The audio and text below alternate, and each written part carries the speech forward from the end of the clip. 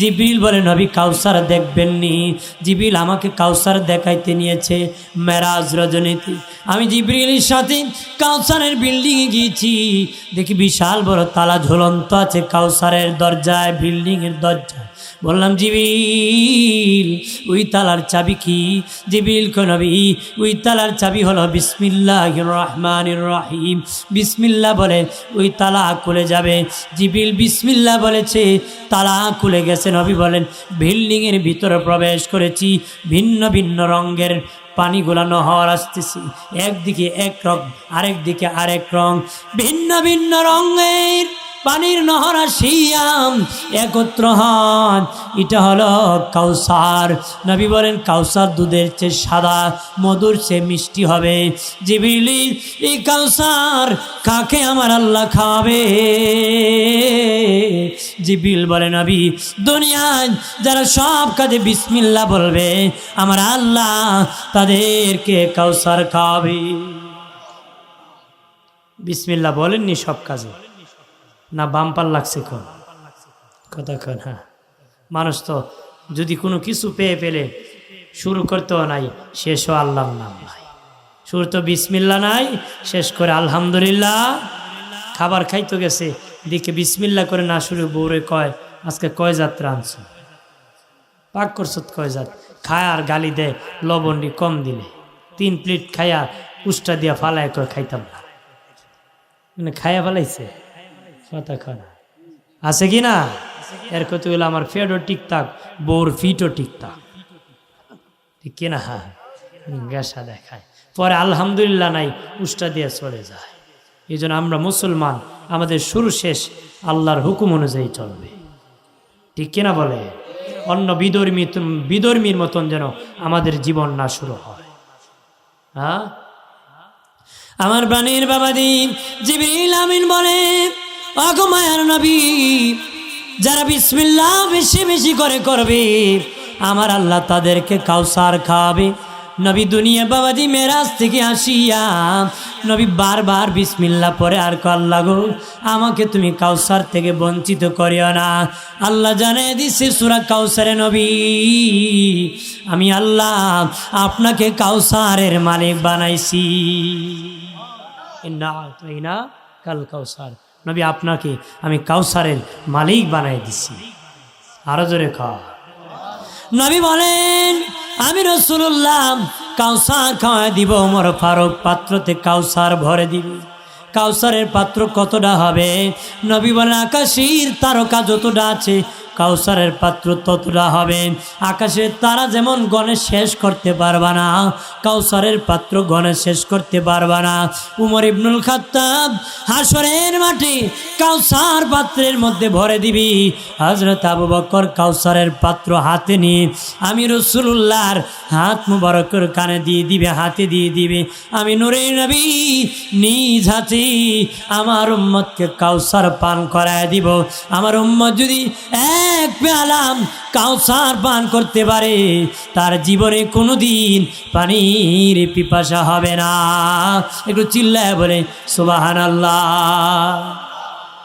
বাবাজি খেয়াল করেন, ভালো করেন, মেরাজ থেকে আসার সময় আল্লাহ বলেন হাবিব ওগো আমার দোস্ত আমি আল্লাহ আপনাকে কিছু হাদিয়া দিতে চাই। কি হাদিয়া? আপনার উম্মতের জন্য আমি 50 ওয়াক্ত নামাজ হাদিয়া দিচ্ছি, 50 ওয়াক্ত নামাজ হাদিয়া দিচ্ছি। আমার নবী 50 ওয়াক্ত নামাজ হাদিয়া নিয়ে আসলেন। মুসা নবীর সাথে দেখা, বারবার সকল জানেন উনি বারবার পাঠাইছেন, বারবার নবী আসতে আসতে আমার আল্লাহ 5 ওয়াক্তের কথা বলেছে, 5 বেলা পড়বে। আল্লাহ বলেন হাবিব ওগো আমার দোস্ত 4 বেলা নামাজ অন্য নবীগণ পড়েছে, আর 1 বেলা নামাজ কোনো নবী পড়ে নাই। ফজরের নামাজ আদম নবী পড়েছে। যখন দোয়া কবুল হয়েছিল আদম নবীর ফজরের সময় ছিল, উনি শুকরিয়া তান 2 রাকাত নামাজ পড়েছিলেন। আমার আল্লাহ ফজরের 2 রাকাত নামাজ ফরজ করে দিছি। বাবাজি ইব্রাহিম নবী যেদিন অগ্নিকুণ্ড থেকে মুক্তি পেয়েছিলেন, অথবা মুসা নবী ফেরাউনের কাছ থেকে যেদিন মুক্তি পেয়েছিলেন, উনি শুকরিয়া তান 4 রাকাত নামাজ পড়েছিলেন। আমার আল্লাহ ওই সময়টা ছিল জোহরের সময়, আমার আল্লাহ ওই 4 রাকাতকে জোহরের নামাজ ফরজ করেছে। নূহ নবীর বন্যা হয়েছিল, সাফিনা বানাইছিল, নৌকা বানাইছিল, যেদিন জমিন শুকিয়েছিল, বন্যা কমে গিয়ে বন্যা হয়ে শেষ হয়েছিল, যেদিন বাবা ওনার সাফিনা নৌকা জমিনে লেগেছিল, ওই সময়টা ছিল আসরের সময়। উনি শুকরিয়া তান এই জমিনে 4 রাকাত নামাজ পড়েছিলেন। আমার আল্লাহ আসরের 4 রাকাত নামাজ ফরজ করে দিয়েছি। বাবাজি দাউদ নবী আসরের পরে বাবা 2 হাত বাড়াইয়া একটা মুনাজাত করতেছেন, আল্লাহ যেন কবুল করে। কান্না করতে করতে বেলা যখন ডুবে গেছে, আমার আল্লাহ বলে দাউদ তোমার দোয়া মুনাজাত আমি আল্লাহ কবুল করেছি। তখন ওই খবর পেয়ে দাউদ নবী মাগরিবের সময় যখন খোঁজখবরে আসলো, উনি 4 রাকাত নিয়ত করিয়া নামাজে দাঁড়িয়ে গেলেন। উনি 3 রাকাত পরে বেহুশ হয়ে জমিনে পড়ে গেছেন। 4 রাকাত পড়তে পারেন নাই, 3 রাকাত পরে বেহুশ হয়ে পড়ে গেছেন। আল্লাহ বলেন আমার দাউদ 3 রাকাত পরে বেহুশ হয়ে পড়ে গেছি, আমি আল্লাহ 4 রাকাত করব না, 3 রাকাত নামাজ মাগরিবের ফরজ করেছি। আল্লাহ বলেন হাবিব পৃথিবীর কোন নবী একত্রে 4 ওয়াক্ত 5 ওয়াক্ত পড়ে নাই, এক এক নবী এক এক ওয়াক্ত পড়েছি। আমি আল্লাহ আপনার উম্মতের জন্য আগের নবীর 4 ওয়াক্ত নতুন করে আরেক ওয়াক্ত এশারের নামাজ আপনার উম্মতের জন্য আমি উপহার দিয়েছি। 5 ওয়াক্ত নামাজ কি উপহার দিয়েছি। আমাদের ইজ্জত বাড়ছে কয়েকটা কারণ, এর মধ্যে এশারের নামাজ। এর মধ্যে কি আল্লাহ বলেন হাবিব আমি আল্লাহ এশারের নামাজ উপহার দিয়েছি গো। ওগো আমার দোস্ত, ওগো আমার হাবিব, আমি 50 ওয়াক্তের কথা বলেছি। 50 ওয়াক্তই তারা পড়বে। তবে গো হাবিব 5 ওয়াক্ত নামাজ যদি আপনার উম্মত পড়তে পারে, আমি আল্লাহ 50 ওয়াক্তের নামাজের সব দিব। বলছে মেরাজের সাথে নামাজের কথা বলতে, ওই জন্য পাশাপাশি আর কয়েক মিনিট নামাজের কথা এসে গিয়েছি, বলবো। রাগ করবেন নাকি? গুসা করবে? গুসা করবেন না। রেগে গেলেন তো হেরে গেলেন, রেগে গেলেন হেরে গেলেন। যার রাগ বেশি ওর কাছে গড় ভারী জেলার থানার গ্রামের কেউ কিছু আমানত রাখে না। কথা বলেন ঠিক কি না? তার মানে এত হারছে, ফ্যামিলি তো তার মূল্য নাই, তার কাছে কেউ বিচারও দেয় না। ওই বেচারার রাগ বেশিরই মাথা ফাটাইব। কথা কয় না? বাইরে আমার খেয়াল করেন ভালো করে। তখন নবী বলে আল্লাহ আমাকে তো আন্নে আর সে আজিমে আপনি সাক্ষাৎ করেছেন গো। ওগো আল্লাহ আমার উম্মত কি আপনার সাথে সাক্ষাৎ করতে পারবেনি, আর সে আজিমে আসতে পারবেনি? আল্লাহ বলে না না হাবিব, আপনাকে আর সে আজিমে আনি আমি সাক্ষাৎ করেছি, আপনার উম্মত কি নামাজের মধ্যে আমি সাক্ষাৎ করব। সালাতুল মেহরাজুল মুমিনিন, ইমানদারের জন্য নামাজ হবে কি? তবে জানিয়ে রাখো কোন গুনাহগারের সাথে মেরাজ হয় না, কোন গুনাহগারের সাথে মেরাজ হয় না, কারণ যার গুনাহ আছে সে লানতের পাত্র। বাবাজি যার আমলনামায় গুনাহ আছে সে লানতের পাত্র। তবে কোনো গুনাহগারের সাথে আমার আল্লাহর মেরাজ হয় না রে। কিন্তু বাবা আল্লাহ বলেছেন নামাজে দাঁড়ালে আমার বান্দা বান্দির সাথে মেরাজ হবে। আল্লাহ নবীর সাথে অঙ্গীকার করেছে। কেমনে মেরাজ হয় জানুনি? যখন বাবা একজন ইমানদার নামাজে দাঁড়ায় যায়, আল্লাহু আকবার বলে দাঁড়ায়, তখন একজন ফেরেশতা আসিয়া তার আমল নামার থেকে গুনাহ আলাদা করিয়া একটা গাটুরি বাঁধিয়া নামাজির পাশে দাঁড়ায় থাকে। তখন নামাজির আমল নামায় কোনো গুনাহ থাকে না, শুধু নেকি থাকে। ওই সময় নামাজে ওই বান্দা আল্লাহর সাথে মেরাজ হয়ে যায়। নামাজ যখন শেষ হয়ে যায় তখন বাবাজি ফেরেশতা বলে, আল্লাহ ও মালিক, তোমার বান্দার গুনাহ তার আমল নামায় দিয়ে দিব। আল্লাহ কয়, ফেরেশতা, আমার নাম রহমান, আমার নাম রহিম, আমার নাম দয়াবান, আমার নাম দয়াবান। আমি বলেছি জীবনের গুনাহ ক্ষমা করে দিব। আমার বান্দার সাথে মেরাজ হয়েছে, আমার বান্দার সাথে সাক্ষাৎ হয়েছে, হওয়ার কারণে আমি আল্লাহ আমার বান্দার জীবনের গুনাহ ক্ষমা করে দিছি। তাহলে নামাজ পড়ে গুনাহ ক্ষমা হয়। এক যুবক ছিলেন, নবীজির কাছে আসিয়া বলেন, মায়ের নবী, আমি মারাত্মক অপরাধ করেছি, গুনাহ করেছি, ধ্বংস করেছি। ওই সময় নবীজি গো, আমার গুনাহ কিভাবে ক্ষমা হবে? ওই সময় বাবাজি নামাজের সময় হয়ে গেল। নবী মুয়াজ্জিনকে বলেন, আজান দাও। মুয়াজ্জিন আজান দিয়ে দিল। নবী ইমামতি করলেন। ওই গুনাহগার যুবক নবীজির পাশে নামাজ আদায় করছে। নামাজ শেষে যুবক ছেলে বলেন, ইয়া রাসূলুল্লাহ, ও মায়ের নবী, কিভাবে আমার গুনাহ ক্ষমা হবে? কিভাবে আমি মাপ পাবো গো নবী? নবী বলেন, এ যুবক, তুমি কি আমার পাশে নামাজ পড়ো নাই? হ্যাঁ, নামাজ পড়েছি ইয়া রাসূলুল্লাহ, নামাজ পড়েছি। নবী বলেন, যুবক, এটা এমন নামাজ, নামাজ পড়তে দেরি, জীবনের গুনাহ ক্ষমা হতে দেরি হবে না রে। আল্লাহুম্মা সাল্লি।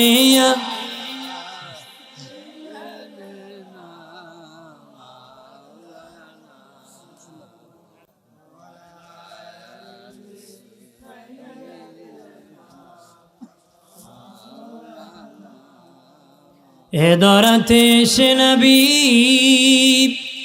না দেখিলেন বাবার মুখ, 6 বছরের কালে নবী হারাইলেন মায়ের বুক। আল্লাহ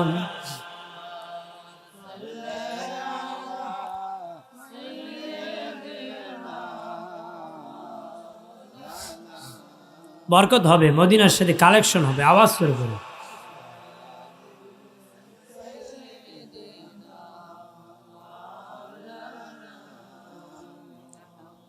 কিসের বড়াই করে মন, মাটির দেহ লইয়া, কখন জানি চলে যাবে প্রাণ পাখি তোর ওরিয়া। আল্লাহ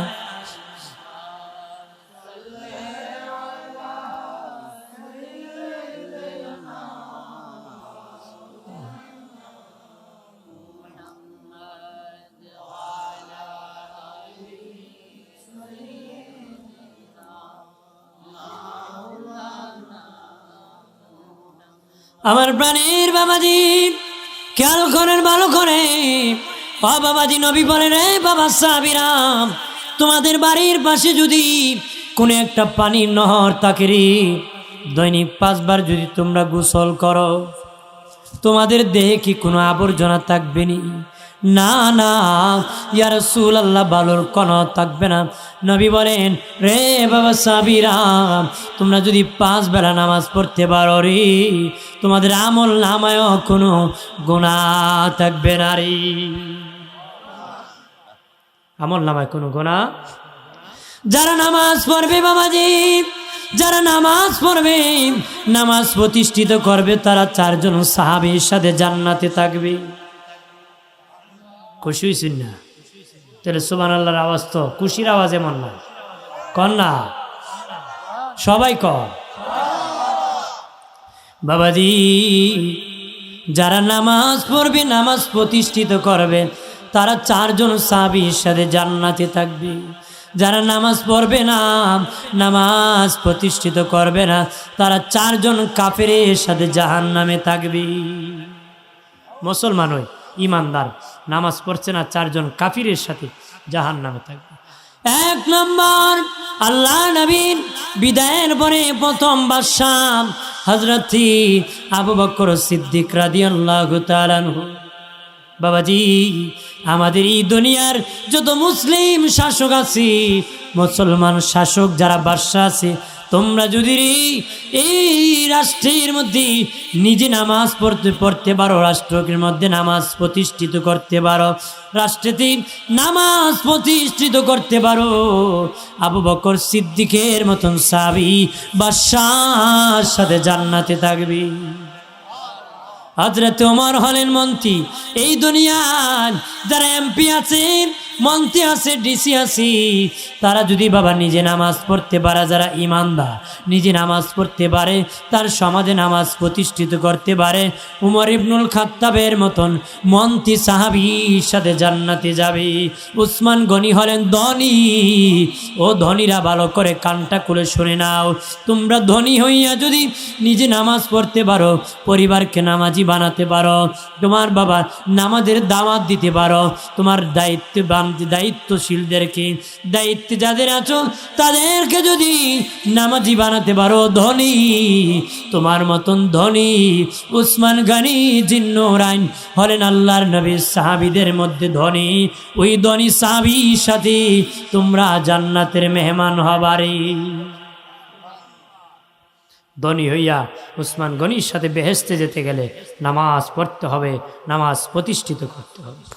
এরপরে হলো বাবাজি যারা গরিব আসরে, আল্লাহ নবীর সাহাবী হযরত আলী হলেন গরিব। যারা গরিব আছো, দিন আনো দিন খাও, টালা গাড়ি চালাও, রিক্সা চালাও, মানুষের বাড়ি কাজ করো, বৃষ্টি ভিজো, রৌদ্রে শিখাও, রৌদ্রে শুকাও, কত ধমক শুনে শুনে হালাল ইনকাম করো। যারা গরিব, গরিব হওয়ার পরে যারা নামাজ পড়েছ আর নামাজ প্রতিষ্ঠিত করেছ, হযরত আলীর মতন গরিব সাহাবীর সাথে জান্নাতে থাকবা। বাবাজি খেয়াল করেন, যারা মুসলমান বাদশা হওয়ার পরে নামাজ পড়ে না, রাষ্ট্রের মধ্যে নামাজ প্রতিষ্ঠিত করে না রে বাবাজি, ফেরাউন হলো কাফের বাদশা, ফেরাউন হলো কাফের বাদশা, ফেরাউনের মতন কাফের বাদশার সাথে জাহান্নামে থাকবি। মুসলমান হওয়ার পরও বাদশাহী পেয়েছে, নামাজ রাষ্ট্রে নামাজ প্রতিষ্ঠিত করে নাই, নামাজ নিজে পড়ে নাই, ফেরাউনের মতন বাদশা কাফের সাথে জাহান্নামে থাকবি, কাবে জাহান্নামে থাকবি। বাদি হামান হলো মন্ত্রী, হামান হলো মন্ত্রী, হামান হলো কাফের মন্ত্রী। এই দুনিয়ায় যারা মন্ত্রী আছে, মুসলমান এমপি আছে, ডিসি আছে, কিন্তু নামাজ পড়ে না, নামাজ প্রতিষ্ঠিত করে না, হামানের মতন মন্ত্রী কাফেরের সাথে জাহান্নামে যাবে। কাফেরদের মধ্যে কারণ হলো ধনী, কারণ হলো ধনী। যারা ধনী হওয়ার পরে নিজে নামাজ পড়ো না রে ইমানদার, ধনী হওয়ার পরে যারা নামাজ পড়ো না, নামাজ প্রতিষ্ঠিত করো না, কারণের মতন ধনী কাফেরের সাথে জাহান্নামে যাবে। কাফেরদের মধ্যে উবাই ইবনে খালফ হলো গরিব, উবাই ইবনে খালফ হলো গরিব। যারা গরিব হওয়ার পরে নামাজ পড়ো না, নামাজ প্রতিষ্ঠিত করো না, উবাই ইবনে খালফের মতন গরিব কাফেরের সাথে জাহান্নামে যাবে। একটু চিল্লায় বলে নাউজুবিল্লাহ। যারা নামাজ পড়ে না বাবাজি, হাসরের মাটি তাদের সুরত জানোয়ারের মতন হয়ে যাবে। যারা নামাজ পড়বে না, মরণের সময় কালেমা জারি হবে না রে, কালেমা জারি হবে না, কালেমা জারি হবে না। নামাজ হলো বেহেশতের তালার চাবি, নামাজ হলো বেহেশতের তালার চাবি। সাহাবী বলল, ইয়া রাসূলুল্লাহ, ও মায়ার নবী, ইসলামের পঞ্চভিত্তির প্রথম ভিত্তি কালেমা, দ্বিতীয় হলো নামাজ। নবীজি, জান্নাতের তালার চাবি ঈমান তো হওয়ার কথা। নবী বলেন ঈমানই বেহেশতের চাবি। তবে বাবা, নামাজ হলো ওই চাবির দাঁত। নামাজ হলো কি? ওই চাবির দাঁত। দাঁত ছাড়া চাবি দিয়া তালা খোলা যাইব? ঈমান যতই মজবুত করুন, নামাজ না পড়লে জান্নাতে যাওয়া যাইত না। বহু লোক আছে নামাজ না পড়লে ঈমান ডাক, কথা কয় না। বাবাজি, ঈমান দিয়ে ডাক, নামাজই তোমার পরিচয় করবে, কথা বলেন না। নামাজ এমন একটি ইবাদত, ও বাবাজি, ঈমানদারের জন্য, শুধু বেঈমানের জন্য না, কথা কয় না। আল্লাযীনা ইউমিনুনা বিল গায়ব, যারা গায়বের প্রতি বিশ্বাস করেছে, ওয়া ইয়াকিমুনাস সালাত, তারপরে আল্লাহ কাছে ঈমান এনেছে গায়েবের প্রতি, প্রথম তার কোয়ালিটি কোয়ান্টিটি তার কাজ হলো সে সালাত নামাজ পড়বে। কি করবে? তাহলে আগে ঈমানের কথা কইছে, আগে কি কইছে? ঈমান। আর নামাজ পড়লে ঈমান আরো মজবুত হবে। ঈমান আর কি? হযরত আলী রাদিয়াল্লাহু তাআলা আনহুকে জিজ্ঞাসা করা হয়েছিল, আলী তুমি দে আল্লাহর ইবাদত করো, আল্লাহকে দেখোনি? হযরত আলী বলেছিলেন, আমি ওই আল্লাহর ইবাদত করি না যে আল্লাহকে আমি আলী দেখি না। তবে বাবা আমরা তো দেখি না, আমাদের ব্যাখ্যা কি? আলী দেখে দেখে সেজদা করেছেন, আমাদের বিশ্বাস আমার আল্লাহ আমাদেরকে দেখতেছে। আমার আল্লাহ কি দেখতেছে? সলাতুল মিফতাহুল জান্নাহ, নামাজ হলো জান্নাতের তালার চাবি। নবী কইছে ঈমানই বেহেশতের চাবি, কিন্তু নামাজ হলো ওই চাবির দাঁত। এই জন্য নামাজ পড়ে জান্নাতে যেতে হবে। নামাজ পড়ে কি আমার বানের বাবাজি খেয়াল করেন ভালোভাবে বাবাজি, জন্য নামাজটা আদায় করবারে, নামাজটা আদায় করবা। কাপড়ের অভাব নাই, নামাজ নাই। সাহাবীদের কাপড় ছিল না, নামাজের অভাব ছিল না। নামাজ এমন একটি ইবাদত যা বাবা নামাজ পড়ে মুরাকাবা করলে তামাম সৃষ্টি দেখা যায়। তামাম সৃষ্টি কি? জিবরিল আমিন বলছিল, আল্লাহ মানুষকে তুমি এত মর্যাদা কেমনে দিয়েছো, তাদের কি পাওয়ার আছে? আল্লাহ কয় যাও, কেমন পাওয়ার দিছি? তুমি মদিনার মসজিদের সামনে দাঁড়ায় থাকবা, শেষে একজন বুড়া লোক বাইর হবে, তারা তুমি একটু প্রশ্ন করে দেখো। সবাই বের হয়েছে, একজন বুড়া লোক লাঠি ভর করে করে আস্তে আস্তে আসতে, উনি হলেন হযরত আবু বকর সিদ্দিক রাদিয়াল্লাহু তাআলা। তা আবু বকরকে দেখে জিবরিল মানুষের সুরত দিয়ে কয়, আবু বকর ভাই আপনার কাছে আমার একটা প্রশ্ন। কি? আমি একটা জিনিস জানতে চাই। কি? আপনি একটু বলে দিতে পারবেন না এই মুহূর্তে জিবরাইল কোথায় আছে? কি আছে? জিবরাইল। হযরত আবু বকর বলেন, আমি 2 রাকাত নামাজ পড়তে হবে। 2 রাকাত কি? নামাজ পড়তে হবে।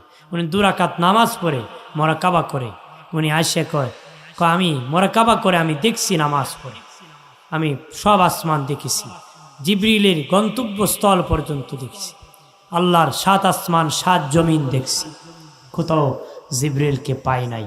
হাতে ধরে কো ভাই মনে যদি কিছু না নিতেন আপনি সারা জিবরিল আর কেউ না। আর জোরে কা নামাজও দাঁড়াই। নামাজ হলো অহংকার দমনের জন্য। নামাজ হলো কি? নামাজের আগে কইছে আমি বড়, দাঁড়ায় আল্লাহু আকবার তুমি বড়, কথা বলেন না, এটা অহংকারের দুলাই।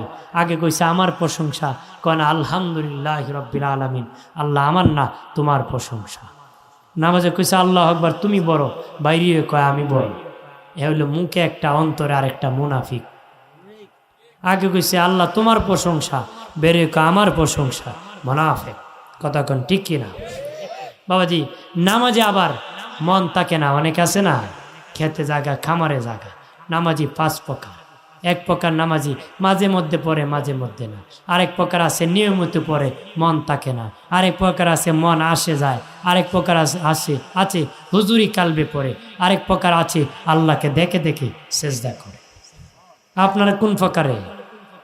মন কি উদাসীন? কিছু লোক আছে বিয়ের বাইত গেলে পড়ে, নাইলে পড়ে না, কথা কনা আছে কি না? মানে বিয়ের বাড়িতে গেছে যদি নামাজ না পড়ে, মানে বিয়ে খুব, আমার বিয়ে বুড়ো হয়েছে না, শয়তানের গুঁড়ো হয়েছে। বেটা গুড়াতেই বাঁচার লেখ হয় আল্লাহ আকবার। এখন নামাজ পড়ে আর চায় ইমামের পাই চায়, কথা কনা। ওই যে অক্ত পড়ছে ওই অক্তর কারণে মাফ পাইছে, যে অক্ত পড়ে নাই ওই অক্তর কারণে দুজকে যাইব, ই কাতারে টাকা যাইতো না। 2 নম্বর, নামাজ পড়ে ঠিক মন থাকে না, এটা হলো উদাসীন নামাজ। নামাজ কি? উদাসীন। ই নামাজ পড়ে অবহেলার নামাজ, অবহেলা করার কারণে দুজকে যাবেন, এই নামাজ পড়ে লাভ নাই। 3, নামাজে মন আসে আবার চলে যায়, যায় কি না? ওদের খেত জাগা বেটা আবার আনে, আবার জাগা আবার আনে, এটার কুস্তা কুস্তির নামাজ। কেন নামাজ? অর্থাৎ ইবলিস আপনাকে নিয়ে যায়, আবার ইবলিস আপনি আবার আনবেন।